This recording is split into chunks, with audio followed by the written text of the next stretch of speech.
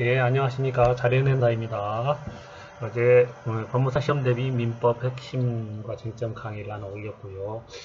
지금은 이제 어, 너무나 어려워하는 민사집행법에 대해서 민사집행법 핵심 강의를 올려보도록 하겠습니다.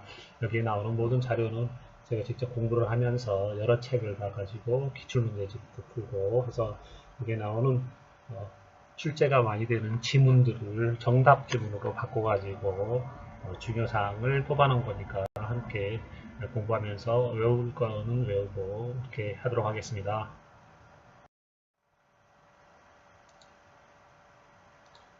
강제집행이 뭔지 강제집행에 대한 일반적인 이론을 내용을 배우겠습니다. 강제집행에 의해서 실현되는 것은 사법상의 청구권이다. 공법상의 청구권이 아니고요.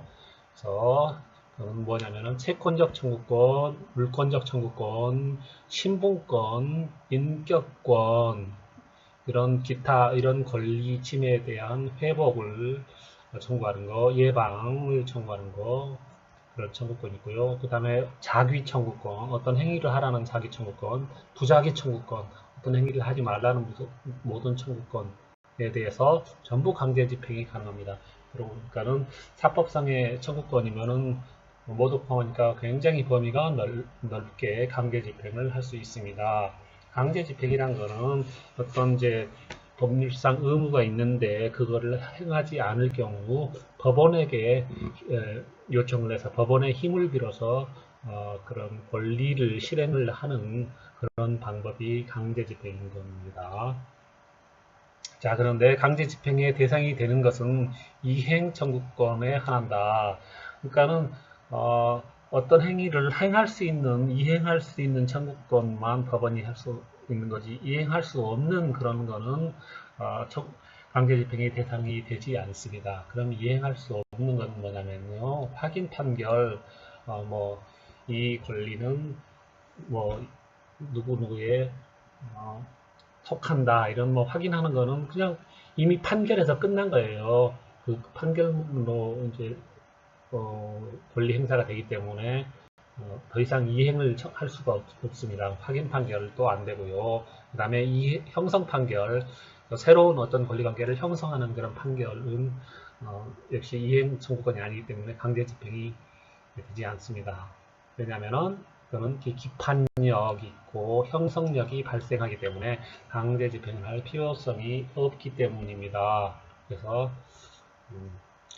이행 청구권만 강제 집행의 대상이 된다. 자, 이걸 또 다른 표현으로 다른 시험 문제에서는 이렇게 나옵니다. 확인 판결이나 형성 판결은 판결 이후에 채무자의 이행 의무가 구체적으로 적시되어 있어도 채무자 이행 의무가 구체적으로 적시되어 있다 하더라도 확인 판결이나 형성 판결을 근거로 해서는 강제 집행을 할 수 없다. 이거를 채무자 이행 의무가 구체적으로 적시되어 있으면 확인 판결이나 형성 판결이라도 강제 집행을 할 수 있다. 이렇게 하면 틀리는 겁니다.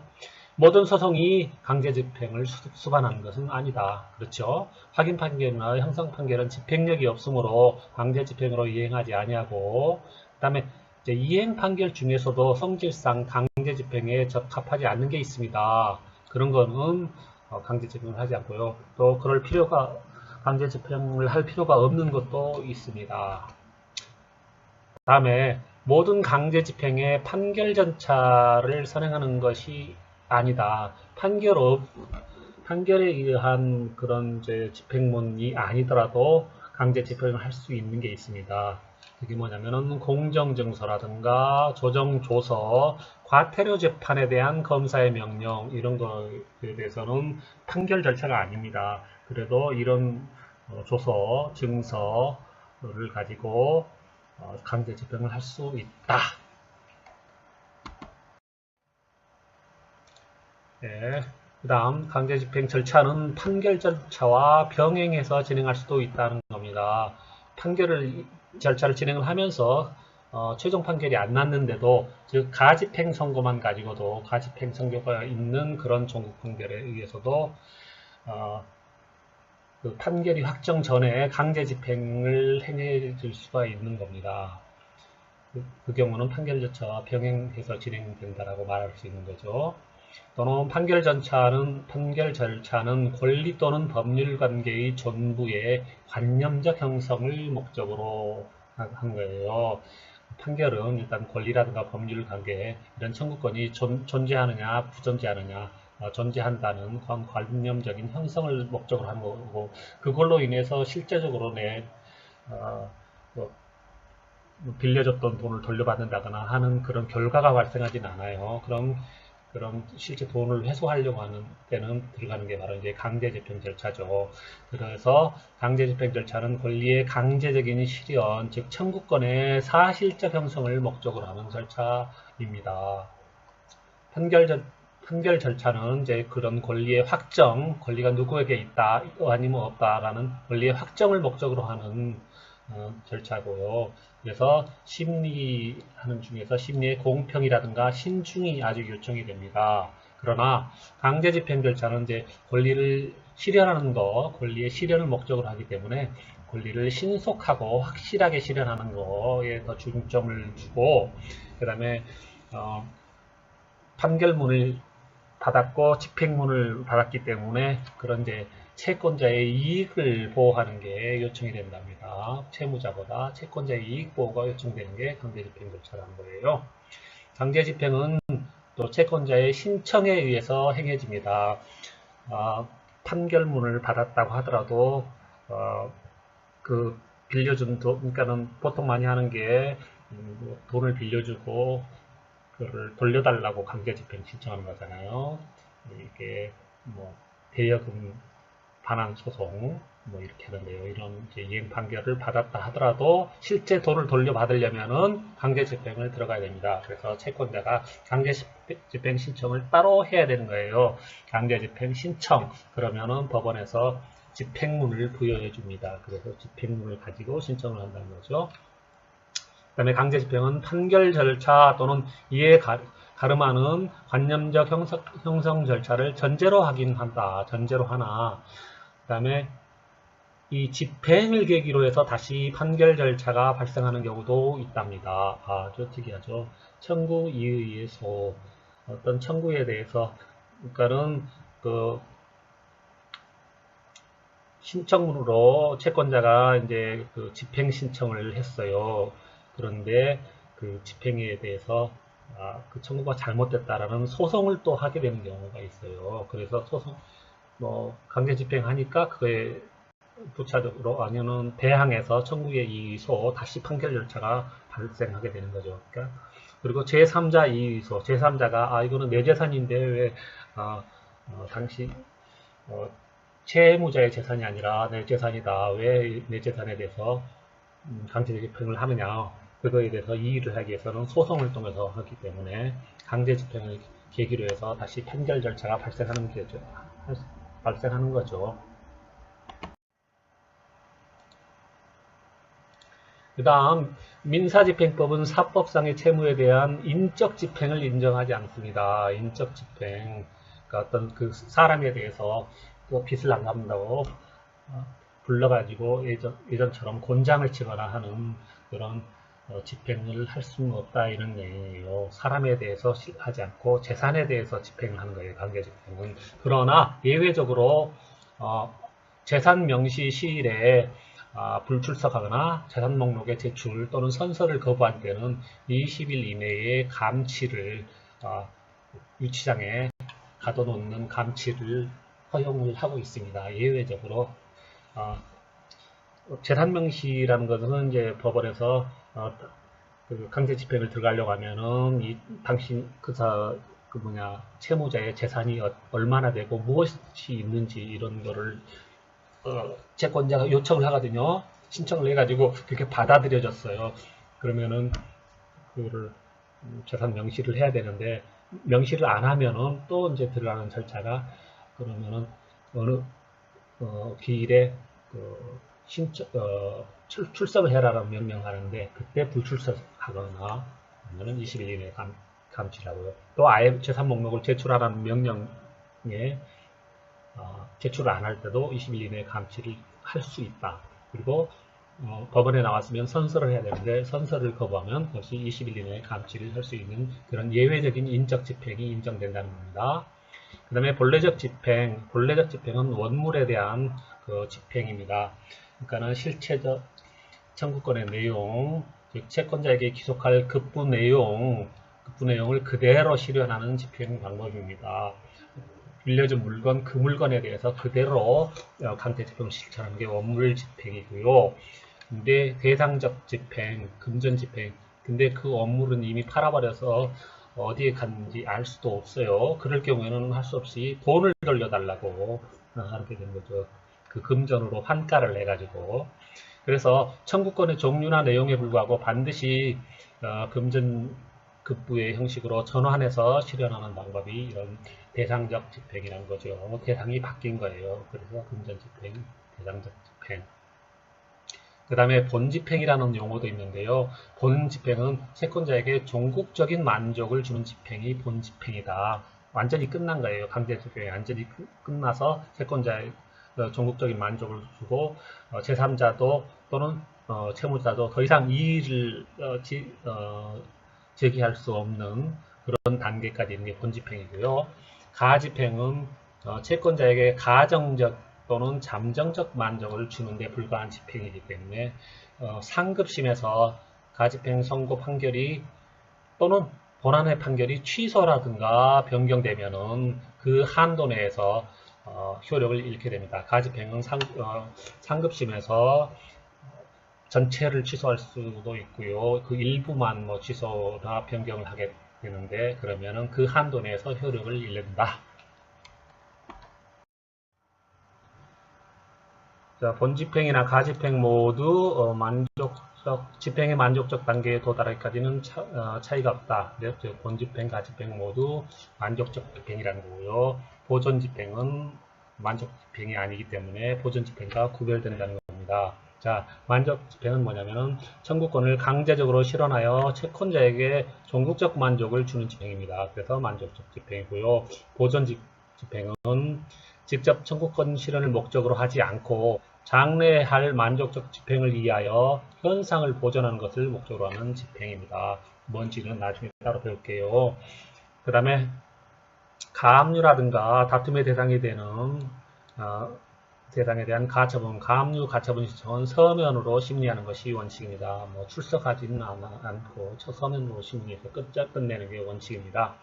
집행관의 경우 기피 회피 제도가 인정이 되지 않으며 제척은 인정이 됩니다.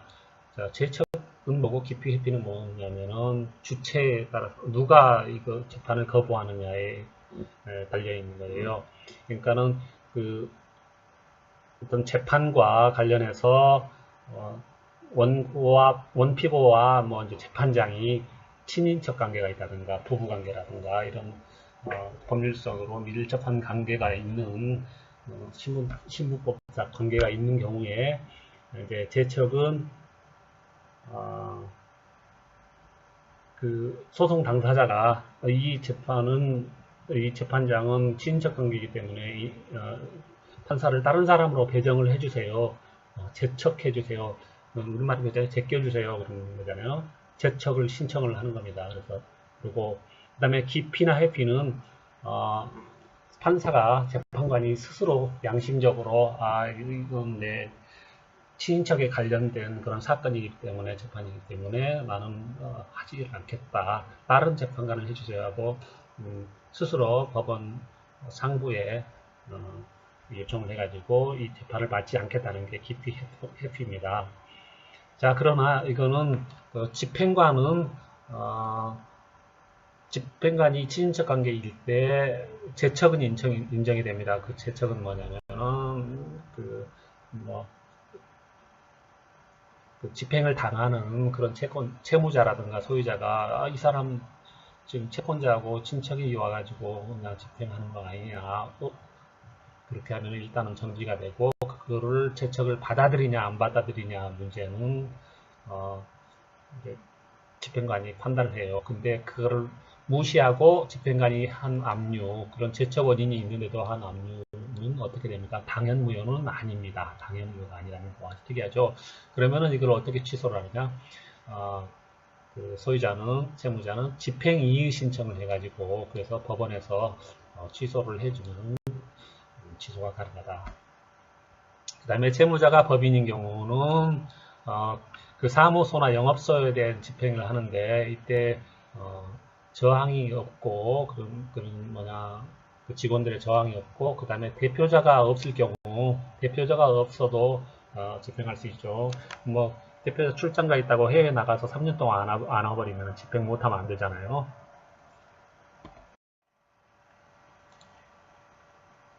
자, 집행을 방해하는 저항을 받으면은 집행관은 경찰 또는 국군의 원조도 받을 수 있습니다. 아주 특이하죠. 국군의 원조. 뭐 그런 경우가 있을까 모르겠어요. 뭐 총 들고 저항할 경우 가능하겠죠. 이때 저항은 어떤 거냐? 구체적인 집행 행위에 한한 겁니다. 그리고 집행 단계에서의 저항만 해당을 해요. 그렇기 때문에 집행행위가 종료한 후에는 저항이라고 할 수 없기 때문에 경찰이나 국군의 원조를 받을 수 없습니다. 어떤 경우냐? 종료한 후에 압류 등의 효과를 배제시키려고 하는 경우, 예를 들어 압류물을 양도하거나 남한테 딱지가 이미 붙은 상태인데 양도하거나 반출해버리는 것은 저항이 아닙니다. 그 다음에 집행관이 채무자의 목적 거물에 대한 점유를 풀고 이거는 문을 따고 들어간다는 거예요. 그래서 거기 있는 물건을 채권자에게 점유를 넘겨준 직후에 또는 그 건물을 목적 건물을 채권자에게 점유를 넘겨준 직후에 채무자가 다시 들어가서 그 목적물의 점유를 침탈하려고 실력을 행사함과 같은 경우에도 그 저항을 배제할 수 있다. 집행에 저항을 받거나 채무자의 주거에서 집행을 실시하려는데 채무자나 사리분별할 지능이 있는 그 친족, 고용인을 만나지 못한 때에는 어떻게 하나? 1번 성인 두 사람, 인적 보증으로 인해서 집행이 가능한데요. 이 세 가지 중에 하나만 있으면 됩니다. 즉 성인 두 사람이 옆에 있으면은 집행 가능하고요. 또는 특별시, 광역시, 구동시, 읍면의 직권으로 직원이 있으면 돼요. 그러니까 특광시, 구동시, 읍면에 직원이 있어야 되고요. 도농복합 동지역에서는 시의 직원이 와야 됩니다. 그러니까 도농복합 동지역의 직원은 안 되는 거고요. 시 직원이 되는 거고, 그 다음에 경찰 공무원은 증인으로 할 수 있습니다. 즉 일반 성인은 두 사람이고요. 특광시면 한 명, 경찰 공무원도 한 명이 증인으로 있으면은 저항을 받더라도 또 그리고 채무자가 사리 분별할 수 있는 그런 지능이 있는 친족이 그 옆에 없을 때 이렇게 하는 거죠. 자, 강제집행 일반. 채권자가 민사집행에 필요한 비용으로서 법원이 정하는 금액을 미리 내지 아니할 때는 법원은 결정으로 신청을 각하하거나 또는 이제 집행 절차가 이미 들어갔다고 하면은 그때까지 안 했으면 집행 절차를 취소할 수 있습니다. 절차 취소도 하고요. 신청 가격도 할 수 있다는 거. 법원이 결정을 합니다. 그 다음에 토지 관할의 위반이 있다 하더라도 표상적으로 직무 관할을 가지는 이상 그 집행 관계는 관계인의 불복 신청에 의해서 취소될 수 있을 뿐이지 당연무효는 아니다. 그러니까 직무 관할이 있으면은 당연무효가 아니라는 거죠. 그러나 이런 직무 관할에 의해서 위배한 집행행위, 직분 관할에 위배한 집행행위는 당연무효가 됩니다. 토지 관할 위반은 당연무효가 아니고 직무 관할 위반은 당연무효다.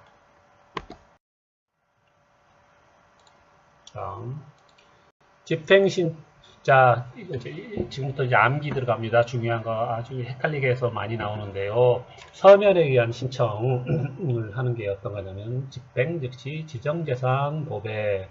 제가 이거는 기출문제라든가 이렇게 해서 서면 신청에 대한 거 전부 뽑아가지고요. 암기하기 쉽게 순서를 배열해서 한 겁니다. 집행 즉시, 집행은 뭐냐? 집행신청은 서면을 한다. 자, 즉시한 것도 서면으로 신청해야 된다. 그 다음에 지정은 뭡니까?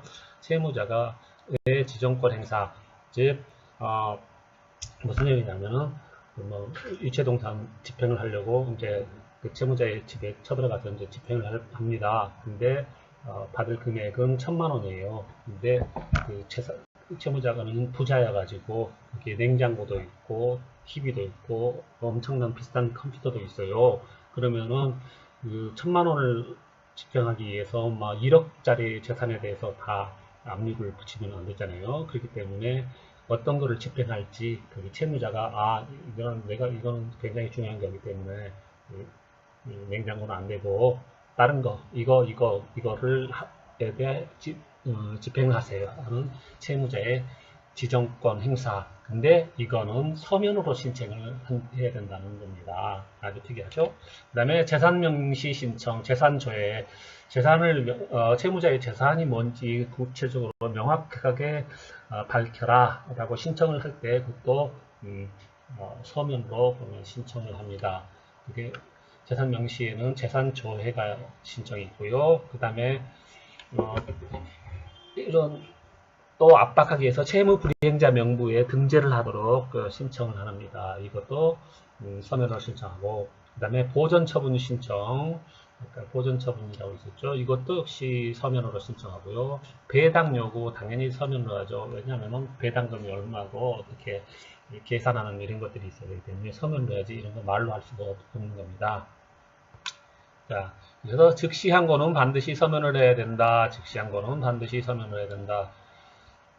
이렇게 이런 식으로 질문이 나와요. 그 다음에 또 민사집행의 집행 즉시였자 집행의 신청, 그 다음에 재단 보배의 배당이잖아요. 배당 요구도 서면을 해야 된다. 이렇게 나와야 되고, 이제 시험 문제는 민사집행의 신청은 뭐 예외적인 경우에 구술로도 할 수 있다. 이렇게 하면 틀리는 거예요. 자, 이거를 얘기 쉽게 서면 집행 즉시 지정재산보배, 집행 즉시 지정재산보배, 집행 즉시 지정재산보배 이렇게 외우면 되고요. 집행신청, 즉시항고, 지정, 채무자 지정권, 재산명시 신청, 보전처분, 배당요구 이렇게 치면 되고요. 따로 지문이 있습니다. 공휴일과 야간에는 법원의 허가가 있어야 집행행위를 할 수 있습니다. 집행관이 집행을 하는데 법원의 허가가 있어야 되는 거. 공휴일, 야간 이렇게 되면 집행관의 법원의 허가가 있어야 됩니다. 집행법원의 허가. 자, 근데 이런 경우는 어떨까요? 주간 또는 평일에 착수한 집행행위의 속행의 결과로서 야간이나 휴일에 이런 경우, 그게 무슨 내용이냐? 6시부터 이제 야간인데 그러면은 5시 55분에 집행을 해가지고 이제 야간을 넘어가는 그런 경우는 그럼 법원의 허가가 없어도 집행을 할 수 있느냐?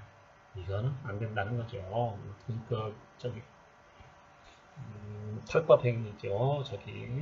그렇기 때문에 6시 넘으면 집행을 금지해야 되는 거예요. 그렇기 때문에 실제 집행관들은 아침 일찍 해갖고 이제 보통 아침부터 집행을 시작합니다.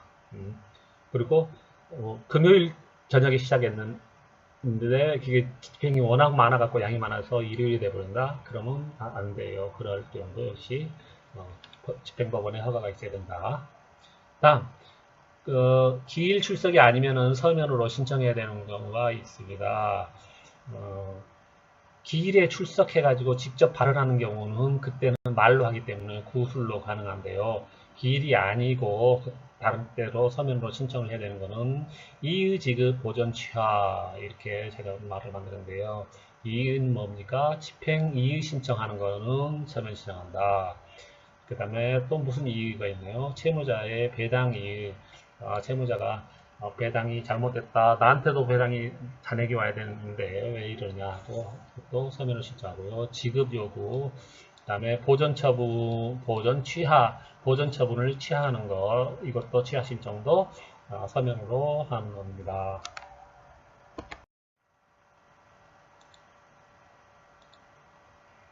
자, 집행기관이 누구인지, 어떤 집행기관이 할 수 있는 행위가, 법률행위가, 집행행위가 어떤 건지 그 한계를 묻는 그런 시험 문제가 많이 나옵니다.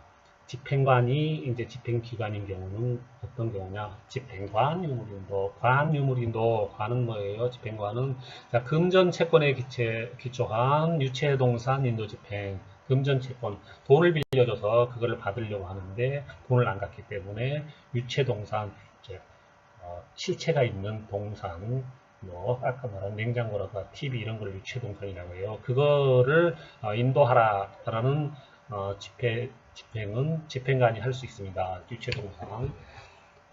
그 다음에 그래서 그런 유체동산만 경매 낙찰 받으려는 사람도 많이 있어요. 그러면은 이게 법원에서 유체동산 집행기일하고 어떤 장소, 그 채무자의 집 언제 어디 한다는 게 뜨거든요. 그러면은 거기에 가가지고 나는 이제 뭐 엄청 비싼 좋은 텔레비전을 싸게 사고 싶다. 그러면 거기 물건에 TV가 명단에 있으면은 직접 가보는 거예요. 한번 가고 아무나 갈 수 있어요. 그러면 거기서 경매하는 거 지켜보다가 그거를 사겠다 하는데 이거는 하나만 따로 하는 게 아니라요. 한꺼번에 몰아서 같이 다 사야 됩니다. 그게 문제예요. 그렇기 때문에 뭐 어떤 상가 점포의 어떤 식당이라든가 이렇게 망하게 되면은 거기에서 물건들이 많이 나오는데 그걸 몽창 몰아서 한꺼번에 경매를 싸게 받아가지고 그거를 다시 어떤 개업하는 점포에다가 파는 그런 일을 해서 돈을 버는 사람들도 있습니다. 일단 그러려면 뭐 참고도 있어야 되고요. 물건의 가격을 정확히 알 수 있는 그런 능력이 돼야 되겠죠. 이런 유체동산의 인도집행은 집행관이 한다. 그 다음에 비금전채권, 금전채권에 의해서 유체동산을 하고요. 그럼 비금전채권에 대해서는 이제 물건을 그냥 돈 빌려준 게 아니기 때문에 물건 빌려준 거예요. 그럼 물건을 인도하라는 물건 인도 청구권, 물 인도, 그것도 집행관이 가서 직접 물건을 뺏어오면 되는 겁니다. 그래서 유물인도, 집행관, 유물인도. 근데 다만 물건 인도를 목적으로 하는 집행에 있어서 제3자가 목적물을 점유하고 있는 경우에는 집행법원이 집행법원이 집행기관이 된다. 왜냐? 그 물건을 뺏으려고 했는데 제3자, 다른 사람이 이건 내가 이놈한테 산 거야, 이건 내 거야 하고 그 사람이 갖고 있으면 집행관이 뺏어올 수 없다는 거예요. 인도 청구권을 행사할 수 없습니다. 그때는 집행법원에 신청해서 법원에서 다시 허가가 있어야 됩니다. 자, 유체물 인도 청구권에 기초한 강제 집행 시 제3자가 목적물을 점유하고 있는 경우 그때는 누구하냐? 집행법원이 채무자의 제3자에 대한 인도 청구권에 대한 압류 및 이부 명령의 방법으로 집행한다. 그러면 집행법원은 어떻게 하냐면은 압류하라 제3자 거를 그리고 이부 넘겨줘라 채권자에게 넘겨줘. 이거는 일단은 집행관한테 넘겨오는 겁니다. 집행관한테 넘겨줘라라는 명령이 압류 및 이부 명령입니다. 민사집행은 민사집행에 대한 특별한 규정이 없으면 집행관이 실시하는 게 원칙이다. 민사집행은 집행관 실시 원칙. 나머지 예외적인 것들은 쭉 나와요. 집행관에게는 죄척에게만 인정되는 거죠. 관세척인가요? 기피회피는 인정되지 않는다. 제척원인이 있는 집행관이 하는 압류 등 그런 집행행위는 어떻게 되냐? 당연무효가 아니라 집행이의로 취소 사유다. 아까 했던 건데 한 번 더 핵심을 짚어드렸습니다.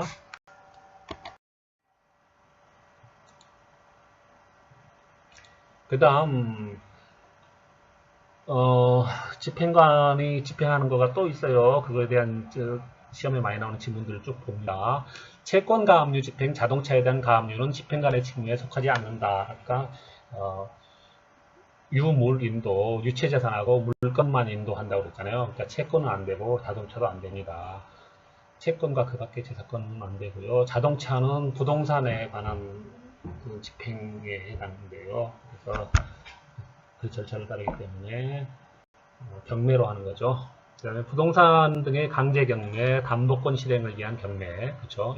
이거에 대한 매각의 실시는 집행관의 독립적인 행위가 아니고 법원에서 하는 겁니다. 집행관은 이해관계에 있는 사람의 청구에 의해서 집행기록의 열람을 허가하며 기록에 있는 서류의 등본을 교부해야 된다.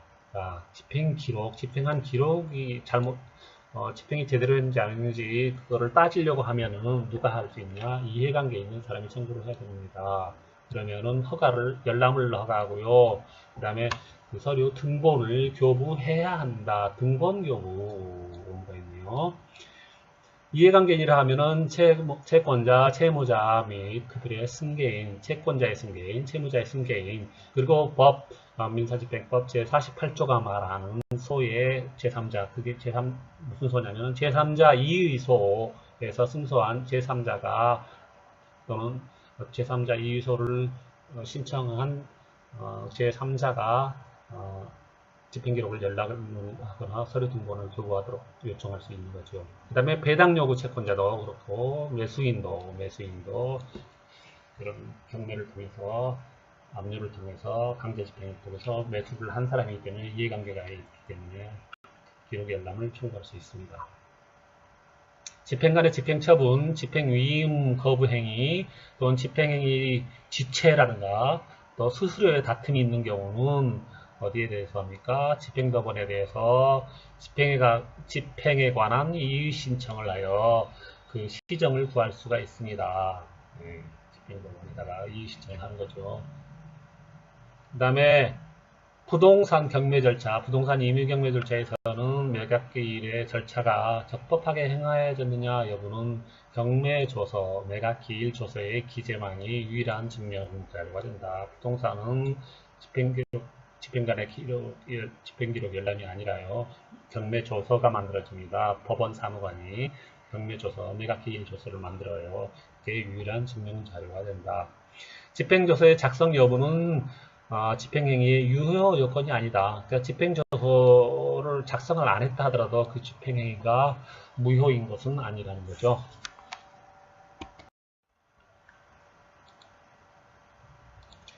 집행법원이 집행기관인 경우 집법, 부채재강, 동배지비, 무린제3점 이게 뭐의 약자인지 한번 볼게요. 금전채권에 기초한 부동산의 강제집행, 돈을 빌려줬는데 안 갚아서 부동산에 대해서 강제집행한다. 굉장히 중요한 재산이잖아요. 그러니까 집행법원이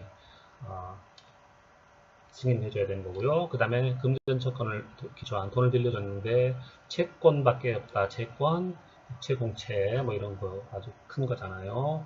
그 다음에 재산권은 뭐 특허권이라든가 상표권 이런 거 강제재권, 채재강, 채권 재산권에 강제재권 가압류로 하는데 그것도 집행법원이 집행을 합니다. 그 다음에 동산에 대해서 유체동산에 대해서 집행은 집행관이 합니다. 그러나 그 집행을 받아서 채무자가 매수인이 돈을 냈을 거 아니에요. 그러면 집행관이 그 돈을 받아서 법원에다가 제출을 합니다. 그러면은 실제 이제 채권자들이 여러 명이기 때문에 누구에게 돈을 나눠줄지 그 배당 절차는 집행법원이 한다는 거예요. 동산 배당 절차 집행법원. 인도하고 달라요. 동산 인도는 집행관, 배당 절차는 동산 배당은 집행법원. 다음 집행에 대한 이의 신청에 대한 재판, 이의 신청 중요하잖아요. 그는 재판이기 때문에 집행법원이 하고 물건 인도를 하려고 하는데 집행하려고 하는데 제3자가 점유하고 있다. 그러면 제3자가 정당한 소유자인지 아닌지 판단을 해야 되기 때문에 그거는 법원에서 합니다. 그리고 집행법원이 한다. 그럼 이제 약자로 해서 한번 외워볼게요. 집법, 부채재강, 동배지비, 무린제 3점, 부채재강, 동배지비, 무린제 3점, 부동산, 채재강, 채권, 재산권, 강제집행, 동배지비, 동산 배당 요구, 지비, 집행이익, 무린 제3점, 물건인도, 제3자의 점유 이렇게 하면 되시고요. 그 다음에 공휴일과 야간에는 집행법원에 허가가 있어야 집행을 할 수 있습니다. 밤에 잠자는데 가면 안 되잖아요. 그리고 허가 신청은 누구는 할 수 있냐? 채권자뿐만 아니라 집행관도 허가 신청할 수 있다는 게 특이하네요. 그 다음에 집행 절차에 관한 집행법원의 재판에 대해서 집행 절차에 대한 집행법원 재판에 대한 불복은 어떻게 하냐? 즉시항고를 할 수 있고요. 또는 집행이의 신청을 할 수 있습니다. 집행이의 신청. 다음 이제 제1심 수소법원이 집행기관인 경우 시험 문제는 1심 법원이라고 나오기도 하고요. 수소법원이라고도 나옵니다. 수소법원이라는 건 뭡니까? 받을 수, 소송소, 그래서 소송을 받은, 그러니까 소송 서류, 신청 서류를 받아서 직접 그 소송을 진행하는 집행기관이 수소법원이라는 겁니다. 수소대간신문, 자, 대간신문, 대는 뭡니까? 대체집행. 대체적인 자기채권에 대해서는 대체집행을 합니다. 대체집행의 구체적인 예로는 철거, 철거업자들이 대신 가서 집행을 하는 겁니다.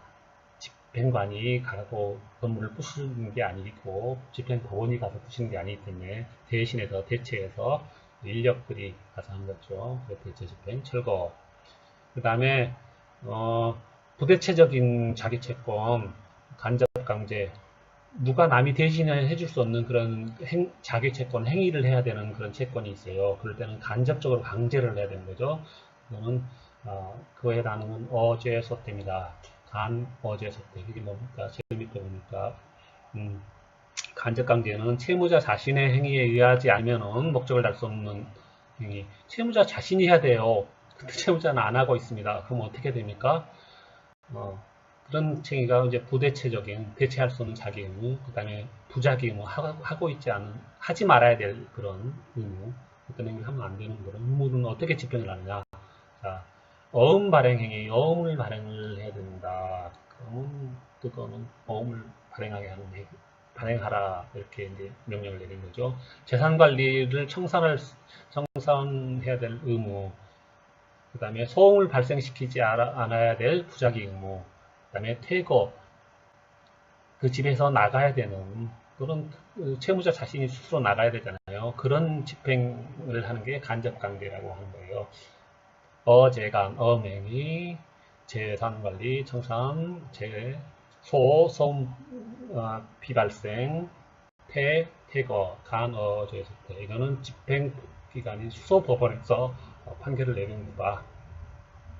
대체집행과 간접강제에 대한 재판은 변론을 거칠 필요는 없지만은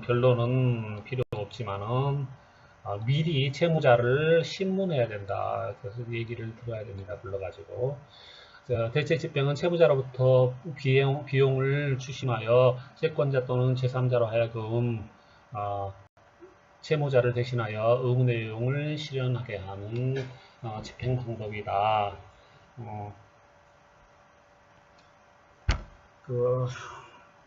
채권자 또는 제3자가 그 채무자를 대신해서 의무 내용을 실행하는 거예요. 대신 실행한다. 근데 비용은 채무자가 내야 된다. 근데 지금 내지 않고 나중에 얘가 지고 나면 되기 때문에 그걸 추심해서 뺏어서 된다는 거예요. 대체집행.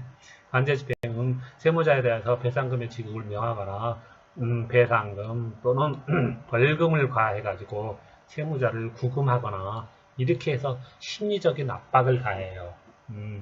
그건 왜냐하면 부대체적 자기 의무, 본인이 채무자가 직접 해야 되는 의무이기 때문에 이런 배상금 명령이나 벌금 명령을 하고 할 수 없이 어음을 발행하거나 재산관리에 청산을 하게 되면 소음을 더 이상 발생하지 않거나 그 다음에 그 집에서 살지 않고 경매를 받을 집에서 떠나가는, 퇴거하는 행위를 하도록 하는 그런 간접적인 단계 방법입니다. 그 다음에 시군 법원이 관할하는 게 있어요. 이거 말고 그 다음에 또 헷갈리는 게 시군 법원 관할 내에 있는 지방법원이 관할하는 게 있거든요. 시군 법원이 있고 그보다 상급 기관이 지방법원입니다. 저는 하급 기관인 시군 법원이 관할하는 게 뭡니다. 시군 청집지비보소, 청집지비소보, 청구이의소, 집행문부, 집행문부의소, 그 다음에 시군법원을 할 수 있고요. 그 다음에 집행문부에 대한 이의서, 집의, 그 다음에 소액심판법의 대상인, 그게 소액은 얼마냐, 2천만원 이하, 이거를 대상으로 하는, 권한으로 하는 보전처분, 소액 보전처분, 소보, 이거는 시군법에서 할 수 있습니다. 소액이니까. 그 다음에 외국에서 강제 집행을 할 경우에 그 외국 공공기관의 법률상 공조를 받을 수 있는 때 또는 외국에 머물고 있는 대한민국 영사에 의해서 강제 집행을 할 수 있는 때는 어디가 합니까? 제1심 수부분이 채권자의 신청에 따라서 공조 또는 강제 집행을 촉탁한다. 무슨 얘기예요? 외국에 저기 채무자가 도망가 있어요. 근데 강제 집행이 그 외국 공공기관이 그 사람에게 강제 집행을 할 수 있어요.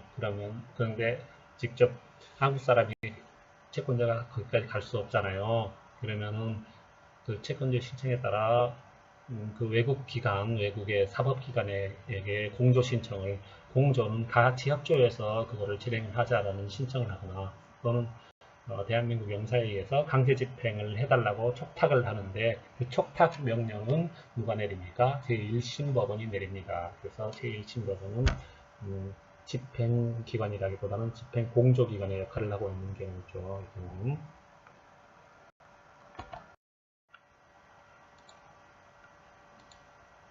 다음 제 시군법원이 있는 곳에 지방법원과 관한 그런 사건, 시군지법, 하조대간 3위가본 제명 비소보. 이거는 이제 자, 시군법원에서 성립한 해, 조정, 대체집행, 간접강제. 이거는 지방법원의 관할이다. 시군지법의 관할. 그 다음에 시군법원에서 한 보전처분, 시군법원에서 한 사소한 보전처분의 집행에 대해서 제3자 이의소가 들어왔다. 2. 그러면은 이제 상급으로 올라가야 되잖아요. 그래서 지방법원이 관할합니다. 시군지방법원. 그 다음에 가는 뭡니까? 가압류에서 본압류로 전이하는 가압류에서 본압류로, 가압류에다가 이제 본압류로 전이하는 사건은 이제 시군지방법원이 하는 거고요. 그 다음에 재산명시 절차도 시군에 있는 지방법원이 합니다. 채무부위행자 명부 등재 신청이라든가 조선조에 포함해서. 그 다음에 비소, 소액이 아닌 2천만원 이상, 2천만원을 초과하는 그런 경우에는 비소 보전처분, 비소액사건 보전처분하는 경우는 지방법원이 한다. 네, 우리나라는 심급 제도를 하고 있잖아요. 3심제도. 그래서 일단 그 아래 1심부터 해서 올라가는 그런 단계인데, 이거는 집행은 뭐 법원이 이제 1심, 제1심 법원, 지방법원이 1심 법원 뭐 이렇게 하는데, 이거는 판결이 그렇게 하는데 판결이 아니라 집행이기 때문에 단독 판사가 제 1심이 되는 경우가 있습니다. 단독 판사 단독으로 혼자서 할 수 있는 게 있습니다. 단판, 제명, 특현, 제재, 압급면, 경계의, 인관면, 가가지. 엄청 기네요. 그냥 이해를 하고요. 정 안 되면 외우는데 먼저 이해를 하도록 하겠습니다. 제명, 재산 명시, 있는 재산, 채무자의 재산이 뭐냐라고 명시하는 거, 뭐 간단한 거잖아요. 단독 판사의 업무다.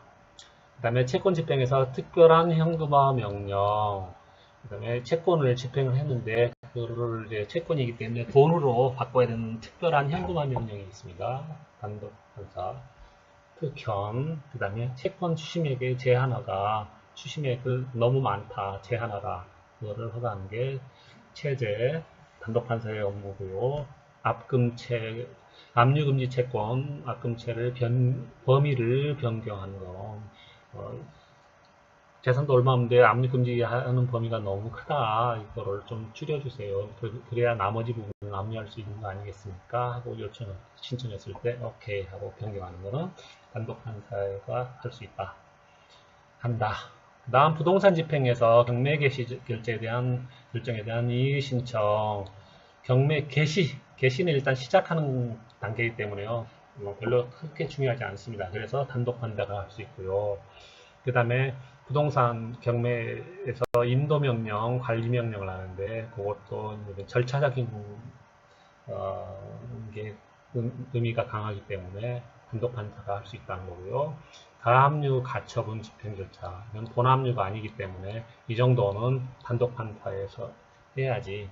이거까지 집행법원으로 올라가거나 시군지방법원으로 올라가면은 너무 법원의 업무가 크니까 판사 혼자서 알아서 단독 판결로 끝냅니다. 가압류 가처분 집행 절차. 그러나 본안에 대해서 제소명령을 하는 거 또는 이제 보전처분 집행한 거를 취소하는 시청이 들어왔을 때 그 취소에 가는 거는 이미 한번 보전처분을 했는데 가압류 가처분이 보전처분인데 그 단독판사의 업무에 대해서 이의 신청을 했고 취소를 요청했는데 또 그 사람이 하면 안 되잖아요. 그런 거는 단독판사가 할 수 없습니다.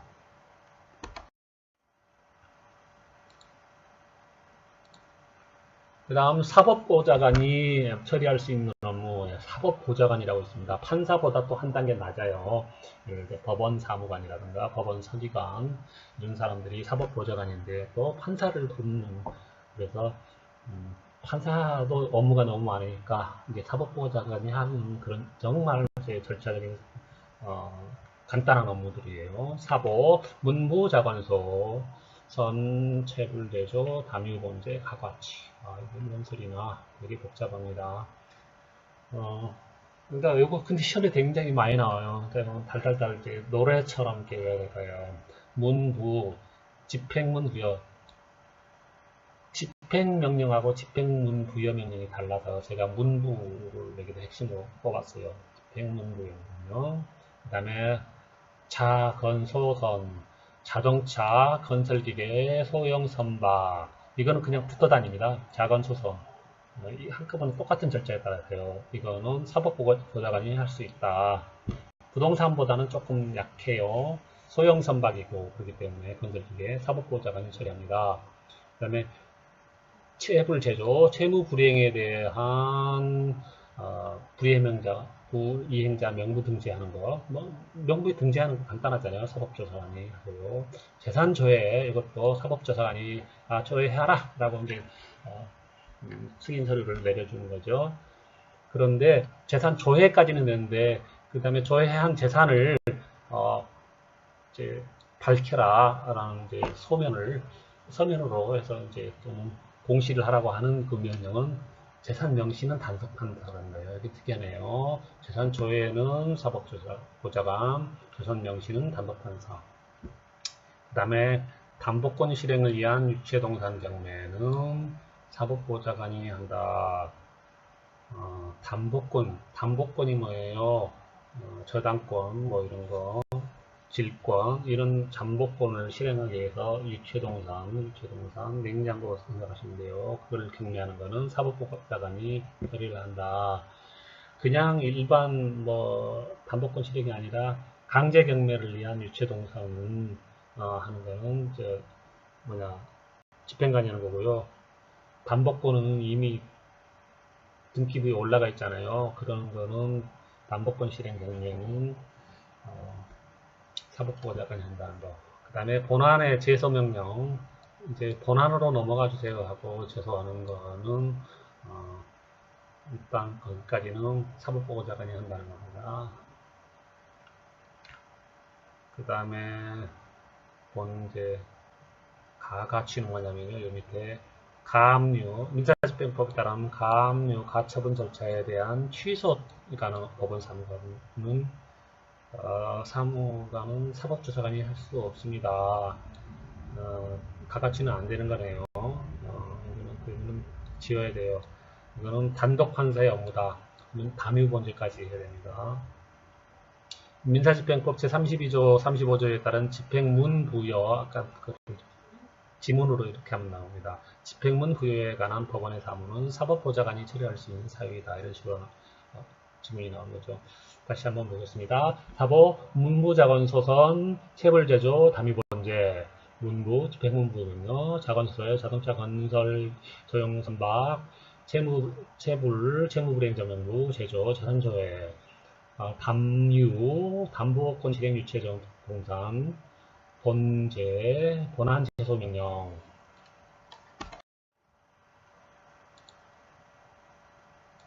자, 이제 민사집행법은 민법하고 달리 일단 외우고 넘어가야 되는 사항이 많기 때문에 막 암기도 하고 있기 때문에 한꺼번에 많은 양의 강의를 할 수 없어요. 일단 강제집행 일반에 대한 거 여기까지 하는데요. 집행기간이 그러니까 여러 가지 집행까지 했고, 그 나머지 기타 집행기관으로 있는데, 그건 뭡니까? 등기관. 등기는 원래는 등기를 하는 공무원인데, 등기를 명하는 판결에 의해서 등기부에 기입하는 경우에는, 이제 등기부 기입하는 경우, 등기부 집행기관이 아닙니다. 근데, 부동산에 대한 가압류, 부동산 가압류 집행에 대해서 할 때는 그때 집행관이 됩니다. 왜냐면은 법원에서 어떤 부동산을 경매 들어가기 전에 처분하지 말도록 이거는 이제 경매 들어갈 물건입니다 라는 것을 공시해줘서 아무나 함부로 사지 못하도록 하기 위해서 등기부에 올라가는데, 그런 명령이 법원이 가압류 집행 촉탁을 한 거거든요. 이럴 때 등기기간이 적으니까 이때는 강제 집행의 절차를 수행하는 역할이잖아요. 그래서 집행관이 되는 겁니다. 그 다음에 집행관은 부동산 처분금지 가처분, 처분금지 가처분에 대해서 집행해야 됩니다. 그런 등기부의 가압류뿐만 아니라 가처분도 기록을 하게 되기 때문에 집행관이 된다는 겁니다. 지금까지 잘 해낸다였고요. 마음에 드시면 구독 신청을 눌러주세요.